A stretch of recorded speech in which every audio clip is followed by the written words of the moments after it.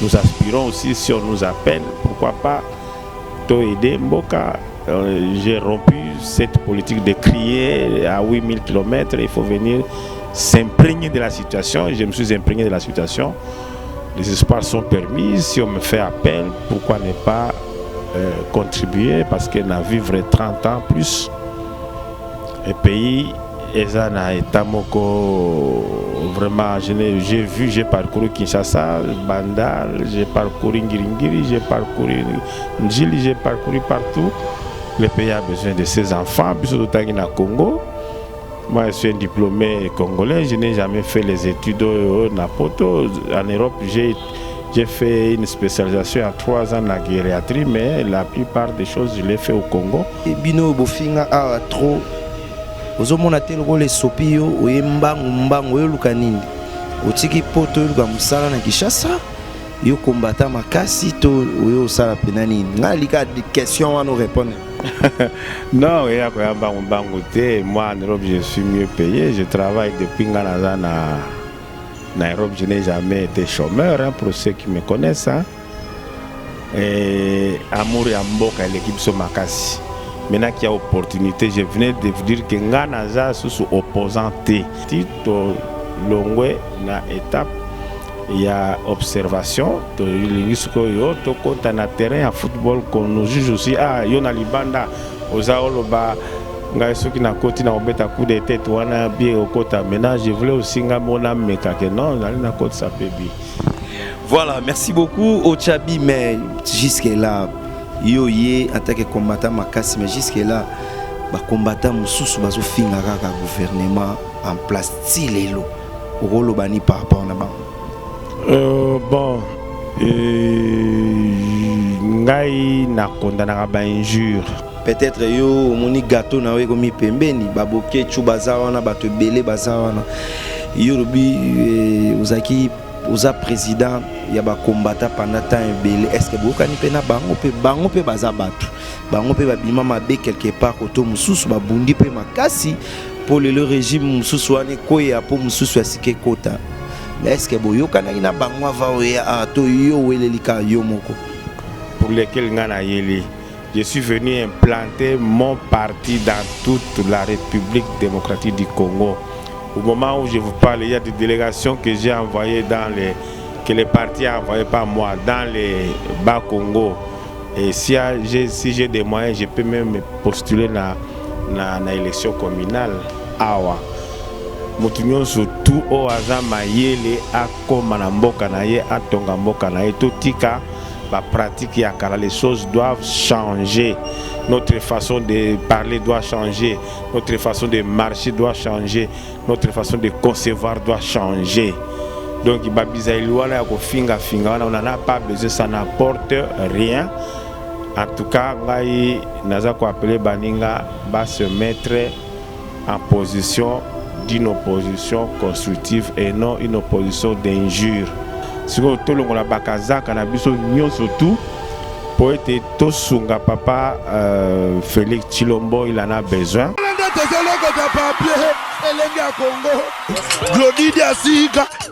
La mignonne. La mignonne. Tracy Mbelenga bro. Tracy Mbelenga bro. Kata. Pona kotinda bakoli na bino na Kinshasa pe na Congo Brazzaville, makambo ya kotambola na bakoli na ba agence Silier.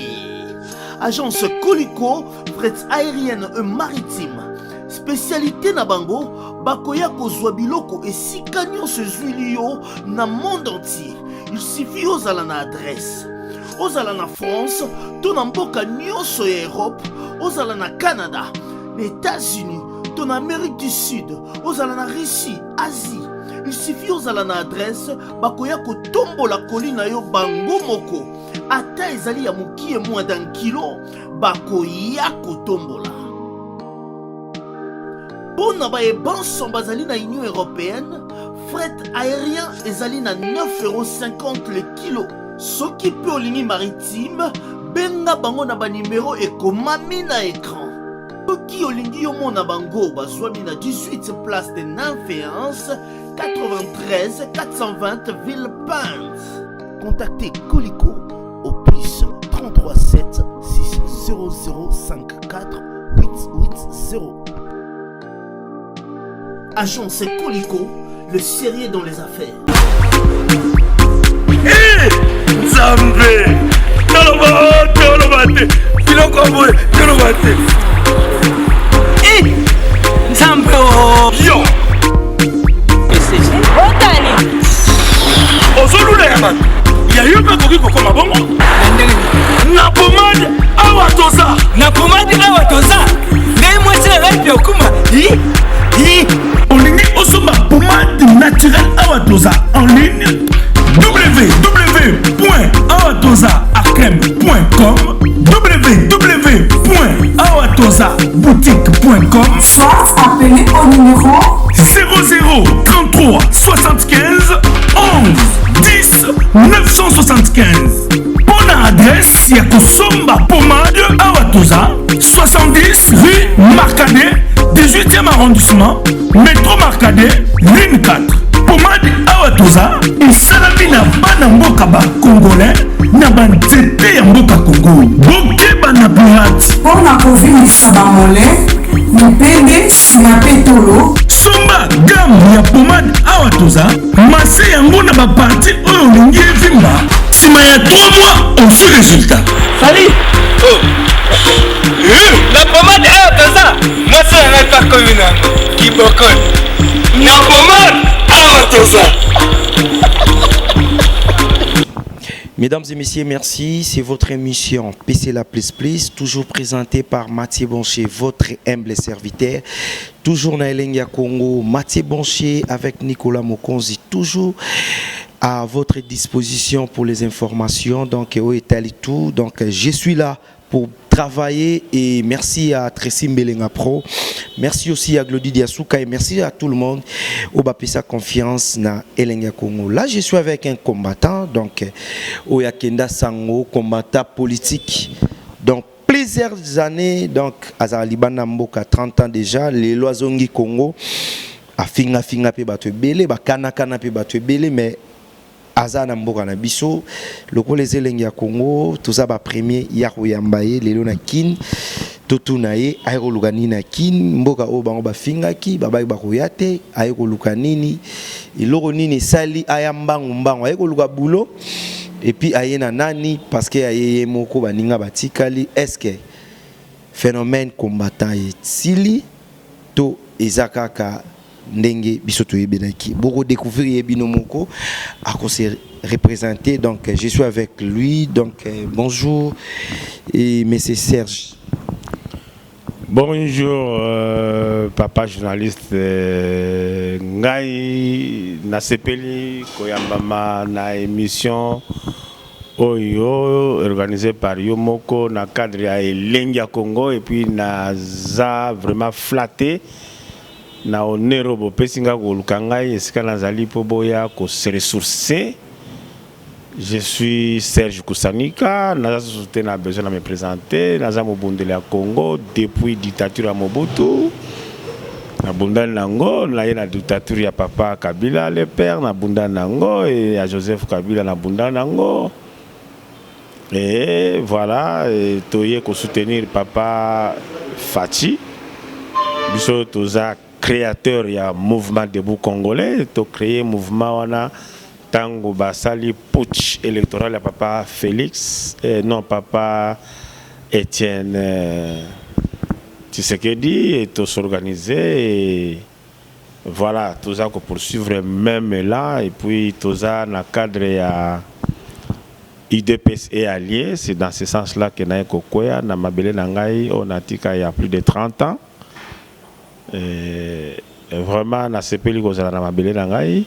Pour tous ceux qui ont peur qu'il y a des choses qui se font dans Katia Congo, je leur garantis qu'il n'y a rien. Et puis le gouvernement a se prendre soin qu'il n'y ait pas des inquiétudes de part et d'autre, appliquer l'état de droit. Et le gouvernement, il y a Chilombo, son excellent Chilombo, excusez-moi, l'application de l'état de droit est allée vraiment prise au sérieux.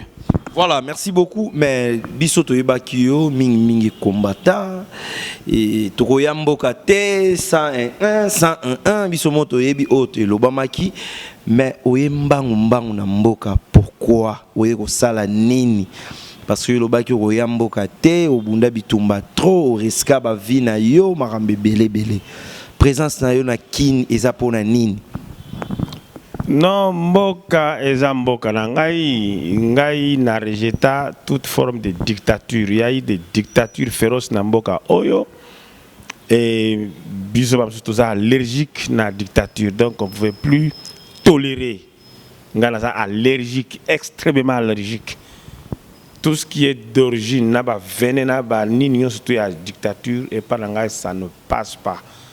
Et la dictature et ça là épanouissement en Mbokate, c'est pour cela qu'on a combattu.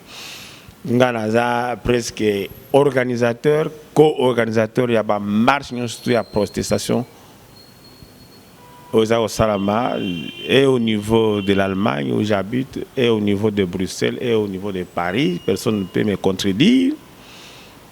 J'en ai fait pour un intérêt en Mboka pour interpeller Bayamboka Bazwa Makambo au sérieux. C'était une opposition pacifique et zali autorisée. Nous on n'a pas fait le vandalisme, on a fait une opposition pacifique et même à Walelo j'ai vu la grève de médecins. Ndenge bazali ko payer bango bamususu ancienneté de Bazwa mingi. Bakoti ba médecin ya sika bazwamke, ça c'est de l'injustice et c'est la même façon il y a pas protestation et ces protestations aussi la carte quand il y a l'injustice, donc nous combattons l'injustice. Maintenant nous avons notre statut aux Aliba à lieu de l'UDPS. Le mouvement debout congolais, c'est une plateforme, un mouvement créé pour soutenir les feux Tshisekedi à l'époque, et nous suivons dans la même lancée que soutenir Peba Oyo Bazali sur place. En passant, nous avons salué l'entretien, contact formel entre Bisso, Balié, et puis nous aspirons aussi, si on nous appelle, pourquoi pas, Toede Mboka. J'ai rompu cette politique de crier à 8000 km, il faut venir s'imprégner de la situation. Je me suis imprégné de la situation. Les espoirs sont permis. Si on me fait appel, pourquoi ne pas contribuer? Parce qu'on a vivre 30 ans plus. Et pays, Ezana et Tamoko, vraiment, j'ai parcouru Kinshasa, Bandal, j'ai parcouru Ngiringiri, j'ai parcouru Njili, j'ai parcouru partout. Le pays a besoin de ses enfants, plus de Tangina Congo. Moi, je suis un diplômé congolais, je n'ai jamais fait les études au Napoto. En Europe, j'ai fait une spécialisation en 3 ans en gériatrie, mais la plupart des choses, je l'ai fait au Congo. Et j'ai apporté les meilleurs de moi-même en Europe. Maintenant, cette expérience, pourquoi pas? Mais bino bofinga a trop. Ozomona te loko le sopio oyembangu yo lukanindi otiki poto yo luka musala na Kinshasa yo combattant makasi to yo sala penani ngalika question wana répondre. Non, ya ko yambangu te. Moi en Europe je suis mieux payé, je travaille depuis nganaza na Europe, je n'ai jamais été chômeur, hein, pour ceux qui me connaissent, hein. Et amour et mboka l'équipe so makasi. Maintenant qu'il y a opportunité, je venais de vous dire que Nganaza sous opposant T. Je suis UDPS et allié. Le mouvement des Congolais, on a la fonda qui, avec le docteur Kankou, nous sommes de l'UDPS et alliés. L'UDPS a 6 alliés potentiels et puis les alliés privilégiés. Donc nous devons contribuer à ce gouvernement. Tous les sous-soutés qui sont à l'opposition. L'opposition peut être interdite. Chacun est libre d'exprimer ses idées et même de les imprimer, même de les écrire. Et celui qui veut être en opposition, c'est son droit. L'opposition peut faire cela de façon constructive. Mais moi, avec mon mouvement, là je parle au nom du mouvement congolais, en tant que fondateur et secrétaire général, porte-parole du parti, to longwe na étape, il y a observation, to kota na terrain à football qu'on nous juge aussi, yona libanda, ozaoloba, ngai soki na koti na obeta coup de tête wana bien okota. Maintenant je voulais aussi ngamona mekake non na koti ça peut bien. Voilà, merci beaucoup Ochabi, mais jusque là yoye en tant que combattant makasi, mais jusque là ba combattant mususu bazo finga kaka gouvernement en place tilelo okolo bani par rapport na ba. Bon ngai na condamnera ba injure. Nalinga ba réflexion avancée. Monde ya lelo ezosenga ba réflexion. Je pense que le 17 décembre 2018, Nasala qui interview Moko Yamakasi avec notre compatriote Didier Massou qui a avis du public, j'ai tout énoncé. J'ai dit, Bissot a besoin d'unité. Et cette unité, c'est celle qui va nous amener à la cohésion nationale. Pour le moment, la division intestine, la lutte de positionnement, il y a le leadership, pourquoi il y a ceux qui se disent qu'ils sont opposants, mais au côté de la Katuana Moussounéza vide, il n'y a rien, il n'y a même pas de membres. Alors, tous se regrouper, tout ça l'opposition, mais une opposition, ils ont coupé ça va conseil, que la qui s'en est là, que le banon place wana yango te pso tolingi boy. Pour le moment, moi je veux qu'ils émettent leurs avis, mais ils ont des avis constructifs. Je comprends. Est-ce que vous avez un bango? Peut-être que vous avez un gâteau na wekomi pembeni, baboke chubazawana, bato belé bazawana. Vous avez président, il y a des combattants pendant temps belé. Est-ce que vous avez un bango? Bango pe bazabatu. Bango pe babima mabe quelque part koto mususu babundi pe makasi pour le régime mususu wane koya po mususu asike kota. Mais est-ce que vous avez un bango avant to yo welelika yo moko? Non, awa nazoloba dans le cadre du mouvement debout congolais, naza un parti politique, naza politicien, et puis nazala qui, pour vous rappeler, représentant d'un grand parti politique de la place pendant des années. Naza ko appelé baninga nanga baza kopé sa appel na sens négativité, ba tia mai na kopo, il y a du temps pour blaguer, il y a du temps pour attaquer, il y a du temps pour réfléchir, il y a du temps pour aller de l'avant. Si vous avez la bakaza, cannabis, surtout pour être tosunga papa Félix Chilombo, il en a besoin. Céline ne le peut pas, je le dis bien. Azan a besoin d'apport, il y a moko. Celui qui est compétent, qu'il vienne montrer ses compétences. Awa.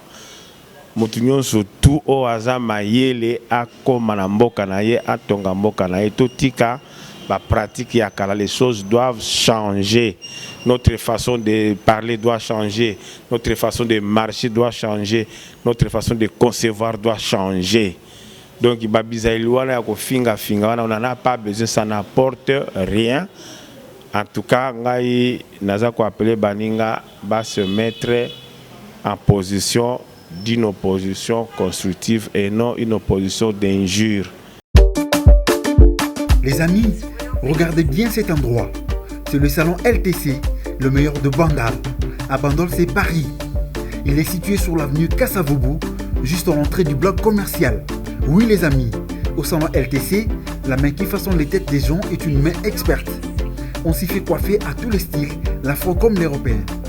Et oui, ce coiffeur talentueux qui officie au salon LTC, c'est Fernando Mbaya, la garantie du traitement de vos cheveux. En plus, Fernando Mbaya est un expert en coiffure mixte. Chez lui, c'est le grand art, la coiffure haut de gamme. Au salon LTC, la coiffure est élevée au niveau supérieur. Aujourd'hui, le salon LTC reste la seule référence de la coiffure à Kinshasa. Et oui les gars, à l'unanimité, reconnaissons qu'il est le meilleur.